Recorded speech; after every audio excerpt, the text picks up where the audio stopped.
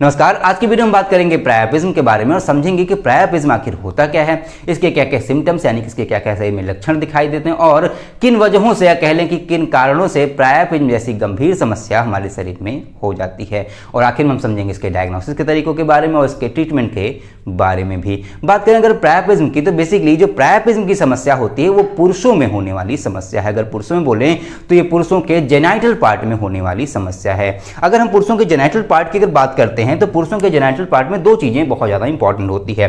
पहला जो स्ट्रक्चर होता है उसको बोलते हैं पेनिस, जो एक तरह का ट्यूब लाइक स्ट्रक्चर होता है, ठीक है, कुछ इस तरह का होता है। उसी के नीचे एक पाउच लाइक स्ट्रक्चर लगा होता है, इसको बोलते हैं स्क्रोटम। स्क्रोटम के अंदर टेस्टिस मौजूद होते हैं और टेस्टिस से स्पर्म का निर्माण करते हैं। ड्यूरिंग सेक्सुअल इंटरकोर्स ये जो पेनिस पार्ट है बेसिकली यहीं से जो स्पर्म होते हैं वो इजैकुलेट होते हैं। साथ ही साथ ये जो पेनिस पार्ट होता है वो मेल बॉडी में यूरिन को पास आउट करने में भी हेल्प करता है, या कह लें कि यूरिन को एक तरह का पैसेज प्रदान करने का काम करता है। तो प्रायोपिज्म की समस्या में होता क्या है कि जो पेनिस पार्ट है बेसिकली मेल का, पेनिस पार्ट में एक तरह का इरेक्शन आ जाता है, या कह लें कि ये जो लिंग है बेसिकली, इसको हम हिंदी में लिंग भी कहते हैं, तो ये जो लिंग है बेसिकली पुरुष का, इसमें एक तरह का तनाव आ जाता है और वो तनाव की स्थिति लगातार बनी रहती है। देखिए, तनाव की स्थिति पुरुष के लिंग में या कह लें कि मेल के पेनिस पार्ट में तब बनती है जब सेक्सुअल इंटरकोर्स हो रहा होता है या फिर सेक्सुअल डिजायर उसके मन में आ रही होती है। बेसिकली सेक्स करते वक्त या सेक्सुअल इंटरकोर्स के दौरान ही ये जो पेनिस पार्ट है वो इरेक्ट होता है या फिर इसके अंदर तनाव आता है, ठीक है। या फिर लिबिडो की जो कंडीशन होती है, बेसिकली जो सेक्सुअल थॉट होते हैं उस दौरान भी बेसिकली जो पेनिस पार्ट होता है उसके अंदर इरेक्शन या फिर कह लें कि तनाव की स्थिति आती है। लेकिन प्रायोपिज्म की कंडीशन में होता क्या है कि जो पेनिस पार्ट है या फिर पुरुष का जो लिंग पार्ट होता है बेसिकली उसके अंदर लगातार तनाव बना रहता है।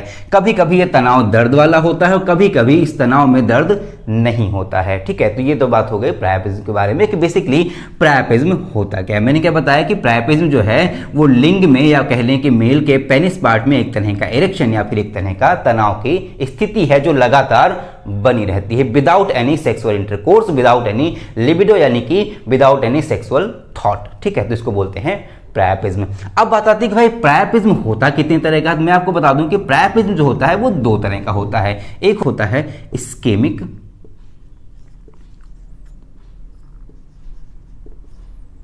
प्रायोपिज्म, ठीक है, और एक होता है नॉन इस्केमिक।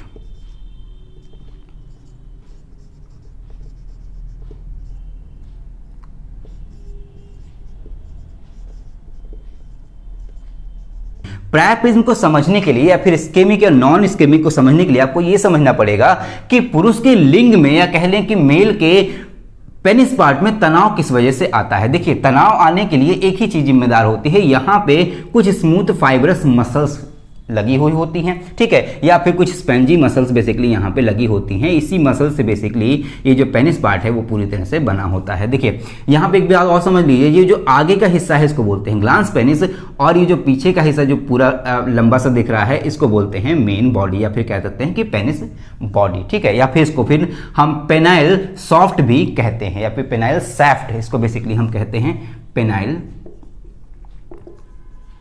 शैफ्ट, ठीक है। इसको हम पेनाइल शाफ्ट कहते हैं और इसको हम बोलते हैं ग्लांस, मैं मार्कर नहीं चल रहा है, चलिए, इसको बोलते हैं बेसिकली हम ग्लांस पेनिस, ठीक है ना, इसको बोलते हैं ग्लांस पेनिस। तो बेसिकली पेनिस के दो पार्ट होते हैं, एक होता है लंबा वाला जो स्ट्रक्चर है उसको बोलते हैं पेनाइल सैफ्ट और दूसरे को बोलते हैं ग्लांस पेनिस, ठीक है। अब बात आती है कि भाई इसके अंदर तनाव किस वजह से आता है। तो मैंने आपको बताया कि यहाँ पे कुछ स्मूथ फाइबरस मसल्स लगी होती हैं जिनके अंदर ब्लड का फ्लो मेंटेन रहता है। भाई बॉडी में, हमारी पूरी ही बॉडी में या कह लें कि मेल बॉडी या फीमेल बॉडी, किसी की भी बॉडी हो, सबकी बॉडी में हर जगह पे जितने भी बॉडी पार्ट होते हैं, जितने भी बॉडी ऑर्गन्स होते हैं, हर जगह में ब्लड का फ्लो मेंटेन रहता है ताकि उसे एनर्जी मिल सके, ताकि उसको न्यूट्रिएंट मिल सके, ताकि उसका विकास बेसिकली हो सके। तो इसके लिए पेनिस पार्ट में भी ब्लड बेसिकली मेंटेन रहता है या फिर ब्लड फ्लो बेसिकली मेंटेन होता है। उसके लिए वो यहाँ पे कुछ आर्टरीज और यहाँ पे कुछ ब्लड वेसल्स भी बेसिकली गई होती हैं। तो तनाव की स्थिति में होता क्या है, यहाँ पे ब्लड फ्लो बढ़ जाता है। जब ऐसी कोई लिबिडो की कंडीशन बनती है या फिर सेक्सुअल डिजायर की कंडीशन बनती है तो ऐसे में यहाँ पे बेसिकली ब्लड फ्लो बढ़ जाता है। ब्लड फ्लो बढ़ने की वजह से यहाँ की जो मसल्स हैं वो हार्ड हो जाती हैं। हार्ड होने की वजह से या थोड़ी सी फूल जाती हैं, उसकी वजह से ये जो पेनिस पार्ट है बेसिकली वो थोड़ा सा हार्ड और बेसिकली इरेक्टाइल कंडीशन में आ जाता है, या फिर कह लें कि पेनिस पार्ट में या लिंग के पार्ट में बेसिकली तनाव की स्थिति बन जाती है। लेकिन ये समस्या का रूप तब ले लेता है जब किसी लिबिडो के बगैर या फिर किसी सेक्सुअल थॉट के बगैर या किसी सेक्सुअल इंटरकोर्स के बगैर ही लगातार ये तनाव की स्थिति बनी रहे। तो ये बेसिकली जो तनाव की स्थिति होती है वो दो तरह की होती है, एक होती है इस्केमिक प्रायपिज्म, दूसरी होती है नॉन इस्केमिक प्रायपिज्म। पहले बात कर लेते हैं हम इस्केमिक प्रायपिज्म की।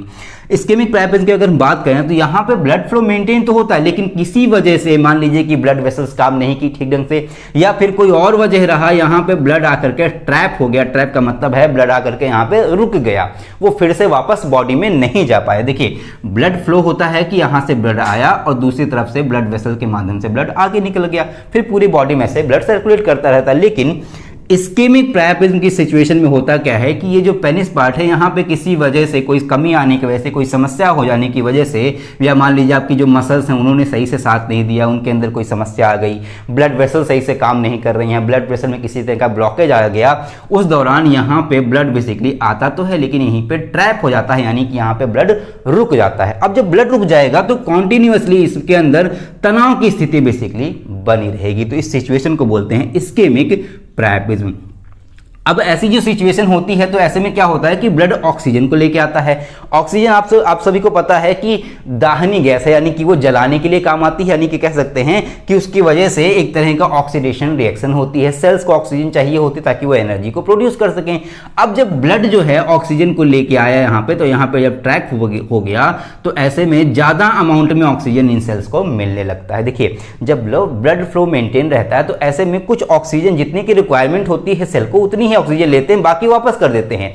लेकिन जब ब्लड यहाँ पे ट्रैप हो गया या फिर फंस गया तो ऐसे में यहाँ की जो सेल्स हैं उनके ऊपर ऑक्सीजन का प्रेशर ज्यादा हो जाता है। ऑक्सीजन ज्यादा अमाउंट में मिलने की वजह से यहाँ पे उनके अंदर ये जो सेल्स हैं बेसिकली वो डैमेज भी कर सकती हैं। इस वजह से हम कह सकते हैं कि जो इस्केमिक प्रायपिज्म की सिचुएशन है वो एक तरह की मेडिकल इमरजेंसी की सिचुएशन होती है। ऐसे में इसमें यानी कि इस्केमिक प्रायपिज्म की सिचुएशन में दर्द भी बहुत ज़्यादा होता है, यानी कि ये पूरी तरह से पेनफुल प्रोसेस होता है। तो बेसिकली ये तो बात हो गई इस्केमिक प्रायपिज्म के बारे में। अब बात कर लेते हैं नॉन इस्केमिक प्रायपिज्म के बारे में कि भाई नॉन इस्केमिक प्रायपिज्म होता क्या है। देखिए मैंने बताया कि इस्केमिक प्रायपिज्म होता क्या है कि यहाँ पे ब्लड ट्रैप हो जाता है, यानी कि यहाँ पे ब्लड फंस जाता है। लेकिन इसके नॉन इस्केमिक प्रायपिज्म में होता है कि यहाँ पे ब्लड फ्लो लगातार मेंटेन रहता है, यानी कि high blood flow basically maintain रहता है। देखिए मैंने आपको बताया था कि जब ब्लड फ्लो यहाँ पे मेंटेन होता है तो ऐसे में ये इरेक्ट हो जाता है या फिर जो लिंग है बेसिकली उसके अंदर तनाव हो जाता है। किसी वजह से मान लीजिए जो ब्लड वेसल हैं वो ठीक ढंग से काम नहीं कर रहे हैं, या फिर आपका ब्लड प्रेशर हाई हो गया है, या आपने किसी तरह के ड्रग्स वगैरह का यूज किया है जो यहाँ पे जिसका साइड इफेक्ट हो गया है, जिस वजह से यहाँ पे किसी वजह से बॉडी में ब्लड फ्लो ज़्यादा तेजी से मेंटेन हो गया, कह लें कि हाई ब्लड फ्लो यहाँ मेंटेन हो गया। High blood flow continuously maintain होने की वजह से इसके अंदर बेसिकली तनाव की स्थिति आ जाती है, यानी कि जो पेनिस पार्ट है बेसिकली खास करके ये पेनिल सैफ्ट जो होता है बेसिकली इसके अंदर तनाव की स्थिति लगातार बनी रहती है। लेकिन यहाँ पे ब्लड फ्लो बेसिकली मेंटेन है, ठीक है, यहाँ पे ब्लड किसी तरह से रुक नहीं रहा है। अब जब ब्लड नहीं रुकेगा तो ऐसे में इसको जितनी ऑक्सीजन की रिक्वायरमेंट है वो मिलती रहेगी और काम पूरी तरह चलता रहेगा। बस ये है कि इसके अंदर इरेक्शन की समस्या फिर तनाव की समस्या लगातार बनी रहेगी। तो इसको बोलते हैं हम नॉन इस्केमिक प्रायपिज्म। नॉन इस्केमिक प्रायपिज्म पूरी तरह से पेनलेस प्रोसेस होता है, यानी कि इसमें दर्द बिल्कुल भी नहीं होता है, ठीक है। तो ये तो बात हो गई इस्केमिक प्रायपिज्म के बारे में और नॉन इस्केमिक प्रायपिज्म के बारे में, ठीक है। अब बात कर लेते हैं इसके कॉजेस के बारे में कि बेसिकली जो प्रायपिज्म की सिचुएशन बनती है वो बनती क्यों है, या फिर कह लें कि किस वजह से प्रायपिज्म की सिचुएशन बेसिकली हमारी बॉडी में या मेल की बॉडी में बन जाती है। अब बात करें अगर इसके कॉजेस के बारे में तो जो पहला कॉज आता है वो आता है ब्लड डिसऑर्डर। अगर किसी तरह का ब्लड डिसऑर्डर आ जाता है, मान लीजिए सिकल सेल डिजीज हो जाती है या फिर ल्यूकीमिया जैसी डिजीज हो जाती है, तो सिकल सेल डिजीज में होता क्या है कि जो आरबीसीज होती हैं वो एक तरह से कह लें कि वो थोड़ी सी टेढ़ी हो जाती हैं या फिर उनका जो स्ट्रक्चर है वो हंसिए के जैसा हो जाता है, और जिस वजह से वो ब्लड वेसल में कहीं ना कहीं स्टक हो जाती हैं, फिर फंसने लगती हैं, जिस वजह से मैंने अभी आपको बताया था कि इरेक्शन की कंडीशन तब आती है पेनिस पार्ट में जब किसी वजह से ब्लड आकर के वहाँ पे रुक जाए। मैंने दो चीज़ें बताई थी, मैंने बताया था इस्केमिक प्रायःपेनिस बताया था और नॉन इस्केमिक। इस्केमिक में होता है कि जो ब्लड है वो जाकर के पेनिस पार्ट में कहीं पे रुक जाता है, यानी कि वहाँ उसमें ब्लड के अरेस्ट होने की कंडीशन आती है, ठीक है। वो बेसिकली सिकल सेल एनीमिया की कंडीशन में या फिर सिकल सेल डिजीज की कंडीशन में या कह लें कि ल्यूकीमिया की डिजीज में बेसिकली ऐसा हो सकता है। और जो दूसरी कंडीशन आती है वो आती है कि भाई ब्लड का फ्लो लगातार उसके अंदर बना रहे। जब ब्लड का फ्लो पेनिस पार्ट में लगातार बना रहेगा तो उसकी वजह से पेनिस पार्ट में इरेक्शन की समस्या या फिर तनाव की समस्या लगातार बनी रहेगी। तो बेसिकली ब्लड डिसऑर्डर की वजह से भी ये समस्या यानी कि प्रायःपिंड जैसी समस्या बेसिकली बॉडी में हो सकती है। दूसरा आता है अल्कोहल, किसी तरह का ड्रग, इन्फेक्शन या फिर इंजरी। अगर आप अल्कोहल पीते हैं, ठीक है, आप शराब पीते हैं, किसी तरह का ड्रग लेते हैं, चाहे वो मैरिजुआना हो, कोकेन हो, चरस, गांजा, अफीम, जो भी चीज़ें आप लेते हैं, तो ऐसे में भी बेसिकली इसकी वजह से कुछ टॉक्सिक एलिमेंट निकलते हैं जो हमारे ब्लड में जाकर के घुल जाते हैं। उस वजह से जो ब्लड वेसल्स हैं वो कहीं ना कहीं कमजोर हो सकती हैं। ब्लड वेसल्स बेसिकली ठीक ढंग से काम नहीं करेंगे, जिस वजह से ब्लड के अरेस्ट होने की या फिर पेनिस पार्ट में इकट्ठा होने की सिचुएशन बन जाएगी, जो बेसिकली प्रायःपिंड की सिचुएशन पैदा कर देती है, ठीक है। किसी तरह का अगर इन्फेक्शन हो जाता है, मान लीजिए पेनिस पार्ट में किसी तरह का इन्फेक्शन हो जाता है, पेनिस पार्ट में इन्फेक्शन होने की वजह से बॉडी में ब्लड फ्लो जो है बेसिकली वो पेनिस पार्ट की तरफ बढ़ जाएगा। भाई जो बॉडी की मैकेनिज्म होती है वो ब्लड फ्लो को उस तरफ भेजती है जहाँ पे समस्या होती है ज़्यादा, मतलब कि किसी तरह का अगर सेल डिसऑर्डर हो गया या फिर सेल डैमेज हो रही हैं या कहीं पर अगर कट गया, जैसे कि मैंने बताया कि इंजरी अगर किसी तरह हो गई, चोट लगे किसी वजह से, तो ऐसे में ब्लड के बॉडी की मैकेनिज्म ऐसी होती है कुछ जगह पर ब्लड फ्लो का बेसिकली ब्लड फ्लो जो होता है उसको मेंटेन करने जाती है या फिर ब्लड फ्लो को बढ़ा देती है, जिस वजह से आपके अगर पेनिस पार्ट में किसी तरह का इन्फेक्शन हो जाता है या किसी तरह की चोट लग जाती है, कोई ट्रॉमा कंडीशन बनती है या फिर किसी वजह से इंजरी अगर हो जाती है, घाव हो जाता है, तो ऐसे में ब्लड फ्लो आपके पेनिस पार्ट में बढ़ जाएगा, ठीक है, या फिर मेल बॉडी में ब्लड फ्लो बढ़ जाएगा, जिसकी वजह से पेनिस पार्ट में इरेक्शन की समस्या या फिर तनाव की समस्या लगातार बनी रहेगी। तो इन्फेक्शन की वजह से और इंजरी की वजह से भी समस्या हो सकती है। नेक्स्ट की अगर बात करें तो ये है कुछ अदर फैक्टर्स। अदर फैक्टर्स में क्या आते हैं? स्पाइडर बाइट, किसी तरह अगर कोई मकड़ी है बेसिकली अगर वो काट लेती है तो ऐसी सिचुएशन बन सकती है। स्कॉर्पियन स्टिंग, देखिए पेनिस पार्ट पे स्कॉर्पियन स्टिंग नहीं, लेकिन अगर बॉडी में कहीं पे भी स्कॉर्पियन स्टिंग होता है तो ऐसे, यानी कि स्कॉर्पियन स्टिंग का मतलब होता है बिच्छू ने कोई डंक मार दिया हो, तो डंक में क्या होता है? जहर होता है, उसके अंदर टॉक्सिक एलिमेंट होता है। टॉक्सिक एलिमेंट की वजह से जो ब्लड होते हैं वो इनके अंदर क्लॉटिंग शुरू हो जाती है या फिर ब्लड के अंदर बहुत सारी समस्याएं होने लगती हैं, जिस वजह से बेसिकली पेनिस पार्ट में, चूंकि पेनिस पार्ट जो होता है उसके अंदर जो ब्लड वेसल होती हैं बहुत पतली होती हैं, ठीक है, बहुत थिन होती हैं। थिन होने की वजह से वहाँ पे ब्लड की ब्लॉकेज हो सकती है या फिर वहाँ पे ब्लड रुक सकता है, ठीक है। तो बेसिकली स्कॉर्पियन स्टिंग के केस में भी प्रायःपिंड की सिचुएशन बन सकती है। टॉक्सिक इन्फेक्शन, किसी तरह का अगर आपको टॉक्सिक इन्फेक्शन हो जाता है, किसी तरह का आपने कोई दवा ली वो रिएक्ट कर गई, ठीक है, ऐसा भी हो सकता है। कोई आपने दवा ली, कोई इंजेक्शन लिया, वो अगर रिएक्ट कर गया तो उस वजह से बेसिकली ये समस्या बन सकती है। नेक्स्ट की बात करें तो आपका मेटाबॉलिक डिसऑर्डर, जो आपके अंदर क्रियाएं चल रही होती है, रासायनिक क्रियाएं जो आपके अंदर चल रही होती हैं, अगर उसके अंदर कोई समस्या आ जाती है तो ठीक ढंग से आपकी जो बॉडी है वो परफॉर्म नहीं करती है। इस वजह से ब्लड फ्लो कहीं ना कहीं ऊपर या फिर नीचे या फिर उसका कह सकते हैं कि प्रेशर बढ़ भी सकता है और घट भी सकता है। बढ़ने की सिचुएशन में इरेक्शन जैसी समस्या या फिर प्रायःपिंड जैसी समस्या बन जाती है। न्यूरोजेनिक डिसऑर्डर, आपको पता है कि आपकी जितनी भी बॉडी होती है या फिर बॉडी जो होती है बेसिकली उसके हर एक पार्ट को या फिर हर एक बॉडी ऑर्गन को न्यूरॉन्स बेसिकली कवर किए होते हैं या फिर नर्व सेल्स बेसिकली कवर किए रहते हैं, ताकि सारी ही बॉडी हमारे कंट्रोल में या फिर ब्रेन के कंट्रोल में बनी रहे। ऐसे में अगर किसी तरह का न्यूरल डिसऑर्डर हो जाता है, बेसिकली मान लीजिए पेनिस है, ठीक है, ये स्क्रोटम हो गया। पेनिस पार्ट में जो यहाँ पे न्यूरॉन्स लगे हुए हैं, अगर किसी तरह से इनके अंदर कोई समस्या आ जाती है तो ऐसे में ब्रेन को एक मैसेज आता है कि यहाँ पे प्रॉब्लम है, जिस वजह से यहाँ पे जो न्यूरॉन का फंक्शन है उसको थोड़ा बढ़ा देता है। न्यूरॉन के फंक्शन को बढ़ाने की वजह से यहाँ के आसपास की जो मसल्स होती हैं उनके अंदर तनाव बढ़ जाता है।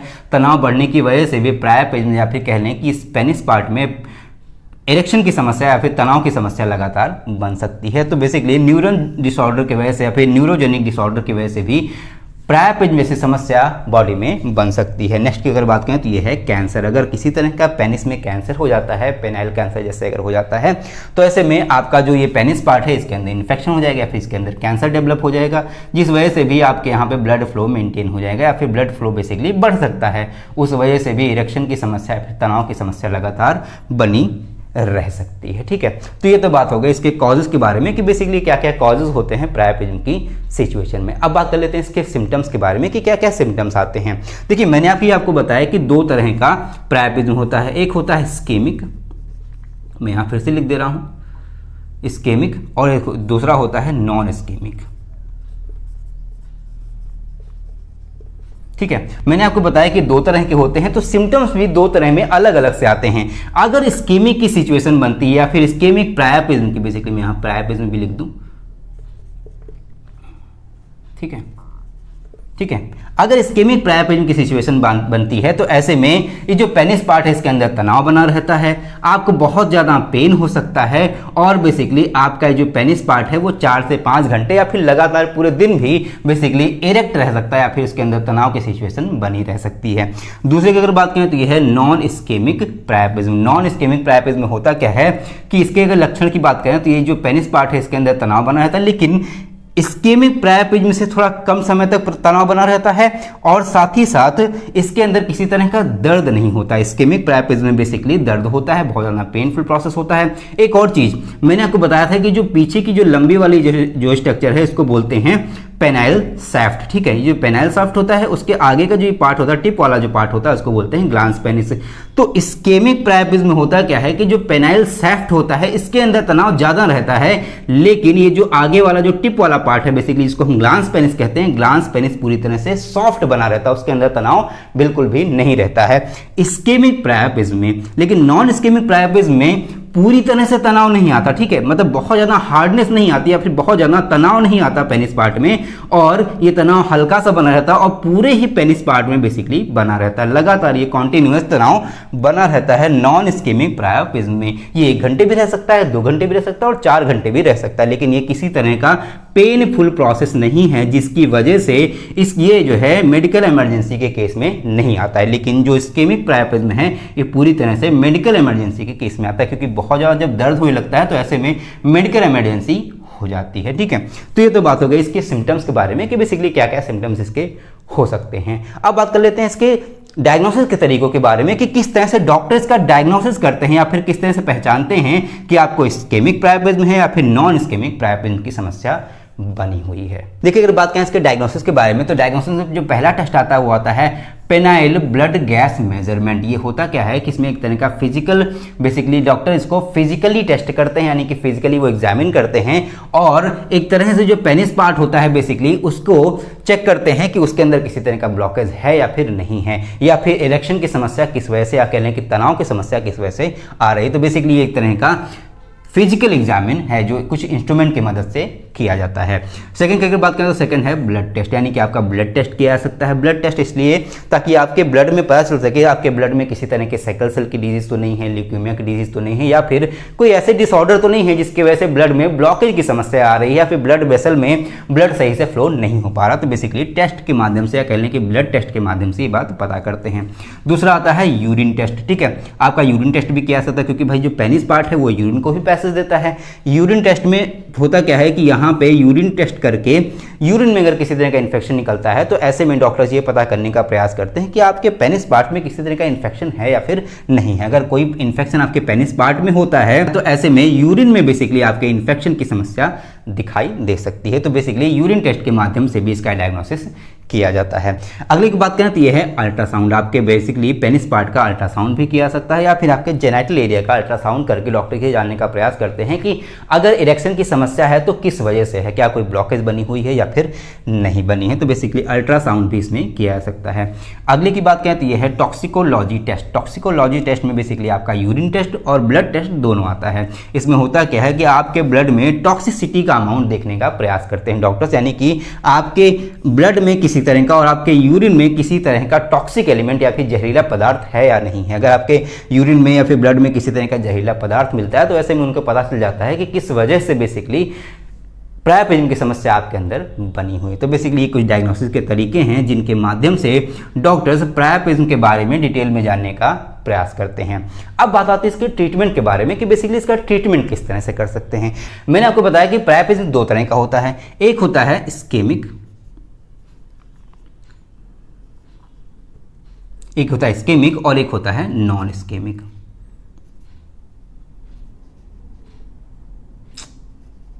ठीक है। तो ये बेसिकली 2 तरह का होता है। तो इसका ट्रीटमेंट भी 2 तरह से किया जा सकता है। मैंने आपको बताया था कि इस्केमिक प्रायप्रिज्म की जो समस्या होती है बेसिकली वो एक तरह की मेडिकल इमरजेंसी होती है। तो ऐसे में इसमें बहुत ज़्यादा दर्द होता है। तो इसके लिए कुछ मेडिकेशन, ठीक है ना, कुछ मेडिकेशन की हेल्प ली जा सकती है, यानी कि कुछ दवाओं के द्वारा भी इसको ठीक किया जा सकता है। और साथ ही साथ अगर ये इस्केमिक प्रायप्रिज्म की सिचुएशन ज़्यादा क्रिटिकल हो गई है, यानी कि जब ज़्यादा क्रिटिकल या फिर ज़्यादा गंभीर हो जाती है, जब मेडिकेशन के माध्यम से ठीक करने का प्रयास नहीं हो सकता या फिर मेडिकेशन के माध्यम से ये प्रायप्रिज्म की सिचुएशन नहीं ठीक हो सकती, तो ऐसे में सर्जरी के माध्यम से बेसिकली इसको ठीक करने का डॉक्टर्स प्रयास करते हैं। तो इसमें मेडिकेशन और सर्जरी दोनों ही इन्वॉल्व हो सकती है या फिर दोनों के माध्यम से बेसिकली इसका ट्रीटमेंट किया जा सकता है। अब बात कर लेते हैं नॉन इस्केमिक प्रायप्रिज्म के बारे में। नॉन इस्केमिक प्रायप्रिज्म की अगर हम बात करें बेसिकली, तो नॉन इस्केमिक प्रायप्रिज्म में होता क्या है कि एक तरह की मेडिकल इमरजेंसी नहीं होती, या कह लें कि किसी तरह की मेडिकल इमरजेंसी नहीं होती। मैंने आपको बताया कि इसमें किसी तरह का पेन नहीं होता, और जो पेनिस पार्ट होता है मेल का, उसमें बहुत ज़्यादा इरेक्शन या फिर बहुत ज़्यादा तनाव नहीं होता है, जिस वजह से इसके लिए बहुत ज़्यादा ट्रीटमेंट की ज़रूरत नहीं होती। डॉक्टर्स इसको बेसिकली वेट एंड वॉच की कंडीशन में रखते हैं, यानी कि उसको ऐसे छोड़ करके, मतलब ऐसे ही उसको देखना चाहते हैं कि कुछ दिन में हो सकता है ये ठीक हो जाए। ये जो नॉन इस्केमिक प्रायप्रिज्म की सिचुएशन होती है वो धीरे धीरे अपने आप ही ठीक हो जाती है काफ़ी केसेस में। अगर नहीं होती है तो ऐसे में बेसिकली डॉक्टर्स आपको सलाह देते हैं, फिर किसी भी मेल को अगर हुआ रहता है नॉन इस्केमिक प्रायप्रिज्म, तो उसको सलाह देते हैं कि वो आइस से सोख कर, यानी कि वो आइस का प्रयोग करके बेसिकली पेनिस पार्ट को कुछ देर तक उसकी सिकाई कर सकता है। तो उसके माध्यम से भी नॉन इस्केमिक प्रायप्रिज्म खत्म हो सकता है। नहीं तो अगर तब भी नहीं खत्म होता है तो ऐसे में मेडिकेशन के माध्यम से इसकी समस्या को पूरी तरह से दूर किया जा सकता है। इसमें मोस्टली सर्जरी की जरूरत नहीं पड़ती है, शायद ही किसी केस में सर्जरी की जरूरत पड़े, नहीं तो इसमें सर्जरी की जरूरत नहीं पड़ती है, आराम से ठीक हो जाता है।